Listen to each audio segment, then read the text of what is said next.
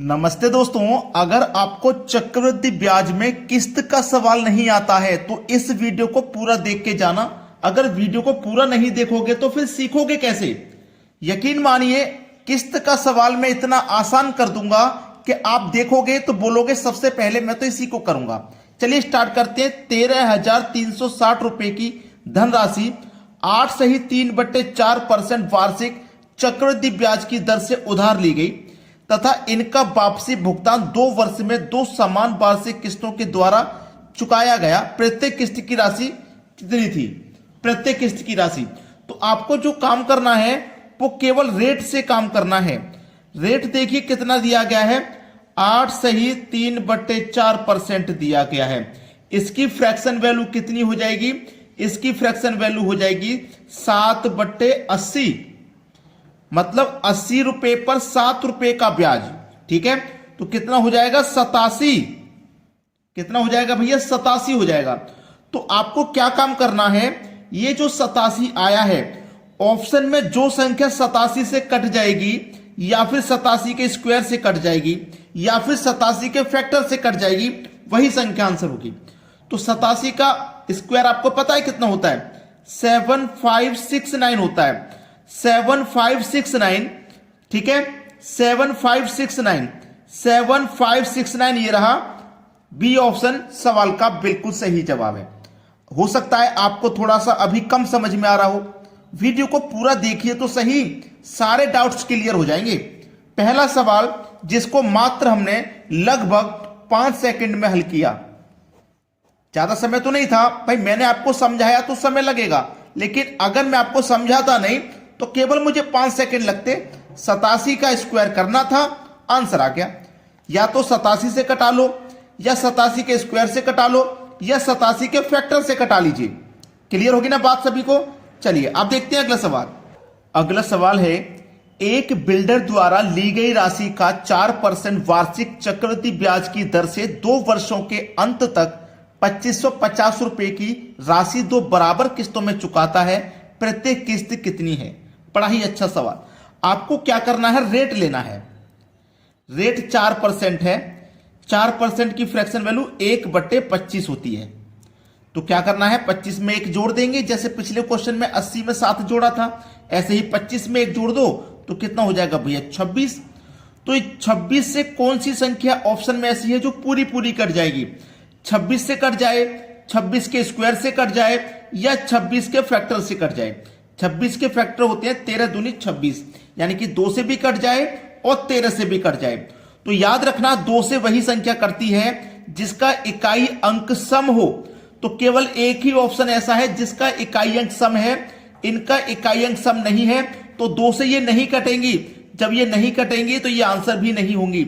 अब 13 से कटा के देख लो, 13 कम 13, 13 चौके 52, कट गया 13 से। चलिए 26 का स्क्वायर कितना होता है? 676 होता है। 26 के स्क्वायर से भी ये कट जाएगी। अगर आप 676 का गुना 2 से करोगे, 676 का गुना 2 से करोगे तो 2 छिक्के 12, हासिल लगा 1, 2 सत्ते 14, हासिल का 1 15, हासिल लगा 1, 2 छिक्के 12 और 1 13। कट गया कि नहीं कट गया? 676 से 2 बार में 1352 आ गया कि नहीं आ गया? तो हमने स्क्वायर से भी कटा के देख लिया, फैक्टर से भी कटा के देख लिया। हमने आपको किस्त का सवाल बहुत ही आसान करके दिया है। अब आपको कोई परेशानी नहीं होगी चक्रवृद्धि ब्याज का किस्त का सवाल हल करने में। अब देखते हैं अगला सवाल। अगला सवाल है, एक आदमी 10% चक्रवृद्धि ब्याज की दर पर 21,000 रुपए का ऋण लेता है। हर वर्ष के अंत में बराबर किस्त देनी पड़ेगी कि 2 वर्षों में ऋण का भुगतान हो जाए। आपको कुछ नहीं करना, जो रेट होता है ना बस उसी को लेना है। हमेशा रेट को लीजिए। रेट 10% है, इसकी फ्रैक्शन वैल्यू 1/10 होती है। 10 में जोड़ दो 1 तो 11, तो 11 का स्क्वायर करो कितना होता है? 121। तो या तो 11 से कटा लो या 11 के स्क्वायर से कटा लो। 11 का स्क्वायर 121। अब 121 से कटने वाला ना आपको एक ही ऑप्शन दिखाई दे रहा है, बी ऑप्शन। पूरा पूरा कट रहा है। 121 से 121 एक बार में कट जाएगा और ये 2 0। सिंपल था कि नहीं था? आपका आंसर आ गया बी ऑप्शन। सभी को क्लियर है ना? अब भाई हम इतनी मेहनत से आपको पढ़ा रहे हैं, अच्छी अच्छी ट्रिक सिखा रहे हैं, और आपने वीडियो को अभी तक लाइक नहीं किया तो ये गलत बात है भाई। वीडियो को लाइक तो कर दो। हम जो मेहनत आपके लिए करते हैं सवाल को शॉर्ट ट्रिक से बताते हैं। हम केवल आपसे एक लाइक मांगते हैं कि लाइक कर दो बस, ठीक है। अब देखते हैं अगला सवाल। अगला सवाल है 12,300 रुपए की राशि का ऋण 5% वार्षिक चक्रवृद्धि ब्याज की दर से हर वर्ष के अंत में 2 समान किस्तें देकर चुकाता है, तो प्रत्येक किस्त की राशि ज्ञात करें। आपको मैंने बताया है कि आपको केवल रेट लेना है, रेट से मतलब है। रेट कितना है 5% का, और 5% की फ्रैक्शन वैल्यू 1/20 होती है। अब कुछ बच्चे हो सकता है ऐसे भी हो जिनको नहीं पता कि ये फ्रैक्शन वैल्यू हम कैसे चेंज कर रहे हैं। जैसे 5% है ना, तो 5% का मतलब होता है 5 और इस परसेंट का मतलब होता है बटे में 100। 5 से कम 5, 5 से 100 कटेगा 20 बार में 1/20। इस तरीके से आता है निकल के। जो नए बच्चे हैं जो नहीं जानते होंगे उनको बता रहा हूं। 1/20 आया, 20 में 1 जोड़ दो तो 21। तो आप देख लो 21 से कौन सा ऑप्शन कट जाएगा। 21 से कटा लो, 21 के स्क्वायर से कटा लो, 21 का स्क्वायर 441 होता है, या 21 के फैक्टर से कटा लो। 21 का फैक्टर 7 गुने 3। जो संख्या 7 से और 3 से कट जाएगी वो 21 से भी कट जाएगी। क्लियर है ना आपको? किसी को कोई समस्या नहीं? तो चलिए कौन सा ऑप्शन है ऐसा जो कटा रहा है। चलिए 3 से कटा के देख लो पहले। 3 से वो सभी संख्याएं कट जाती हैं जिनका योग 3 से कट रहा हो। 6 6 12, 13 5 18, ये 3 से कट रहा है। 7 से कटेगा क्या? 13 5, 7 से 7 निम्न 63, 3 बचेगा 35, 7 पंजे 35, ये नहीं कट रहा। 3 से इसको कटाओ, 6 6 12, 12 और 5 17 और 1 18, ये 3 से कट गया। 7 से कटा के देखो, 7 निम्न 63, 3 बचेगा 31, 7 चौक 28, 3 बचेगा 35, 7 पंजे 35, ये कट गया। 7 से दोस्तों ये कट गया, और ये 3 से भी कट रहा है। 3 दूनी 6, 3 दूनी 6, 3 पंजे 15, इस तरीके से, ठीक है। तो ये 7 से भी कट गया, 3 से भी कट गया, इसका मतलब ये 21 से भी कट जाएगा। कोई डाउट? किसी को कोई समस्या नहीं? आपका बी ऑप्शन आ गया सही जवाब। अब मेरी एक बात समझना, ये मैं आपको क्या सिखा रहा हूं, राशि ज्ञात करनी है किस्त की। इसमें ना 2 टाइप के सवाल होते हैं, या तो किस्त की राशि बताइए या फिर कितना धन उधार लिया है उसे बताइए। तो किस्त की राशि बताना तो आप सीख चुके, अब धन हमें कितना उधार लिया है वो सिखाऊंगा आपको, ठीक है। थोड़ा सा चेंज आएगा उसमें, वो भी सीख लीजिए। 2 ही टाइप के सवाल बनते हैं, किस्त की राशि पता करना और कितना धन उधार लिया है वो पता करना। तो किस्त की राशि पता करना तो आप सीख गए, रेट से निकाल लोगे। कितना धन उधार लिया है वो और सीख के जाइए, फिर आपका कोई डाउट नहीं बचेगा इस सवाल में। अब देखते हैं आगे। अगला प्रश्न है, कुछ धन उधार लेकर 121 रुपए वार्षिक 2 किस्तों में चुकाया गया। यदि चक्रवृद्धि ब्याज की दर 10% हो तो कितना धन उधार लिया गया। अब उधार बताना है कितना धन लिया था, तो आपको वही करना है, जो रेट है पहले वही लीजिए। रेट कितना आपके पास 10% का रेट है, 10% लिया। इसकी फ्रैक्शन वैल्यू क्या होती है 10% की?